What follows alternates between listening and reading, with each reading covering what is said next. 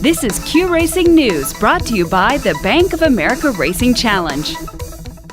Wyoming parimutuel commissioners this week approved a measure allowing Sweetwater Downs and Wyoming Downs to operate historic racing machines. The devices are made to look like slot machines, but what they actually do is allow players to wager on races that have already been run. The bettor is given scant information about the race beforehand, so we can't identify the actual race, but the machine does provide a small amount of handicapping data. A percentage of revenue will go to purses and state-bred incentives. The Wyoming State Legislature passed a law earlier this year to legalize the machines. Jockey Gregorio Arriaga underwent a 4-hour surgery Saturday after a nasty spill at Los Alamitos. His wife Tita says the surgery went fine. We don't yet know the details of the surgery, except that it was performed in the area around his neck. Gregorio did have movement in his legs before the surgery, though his wife says that he was experiencing extreme pain in his arms. PCQHRA last year awarded Arriaga their Jockey Special Achievement Award. Also, jockey Rodrigo Aceves was released Sunday from Los Alamitos Medical Center after an accident inside the starting gate. He suffered a broken ankle when his horse became fractious. Sunday, October 20th is the date of the final regional qualifiers to this year's Bank of America Racing Challenge Championships.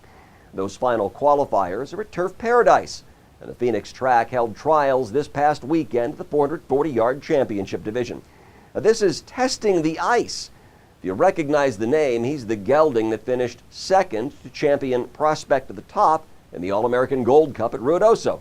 He'd be the fastest qualifier to the Turf Paradise Challenge. Ridden here by Oscar Rinson for trainer Brandon Muniz. He's owned by Rancho Los Dos Potrillos. The 9th annual Los Alamitos Equine Sale wrapped up this weekend with good numbers. More than $4.5 million in total sales, which averages out to $15,289 per head, virtually identical to last year's average.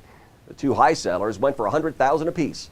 A first down dash filly named Down Some Gold, purchased by Abigail Kawananakoa. Then a separatist colt named Clean Slate, bought by Jose Villegas. Los Alamitos racecourse owner Ed Allred notes they had nice weather on day 2, which helped the turnout, and they had a lot of new, younger buyers at this year's sale. We hope to see you live and in person at the Racing Challenge Championships and QHA Racing Conference at Los Al.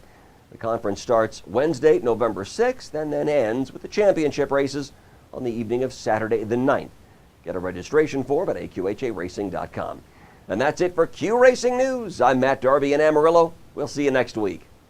This is Q Racing News, brought to you by the Bank of America Racing Challenge.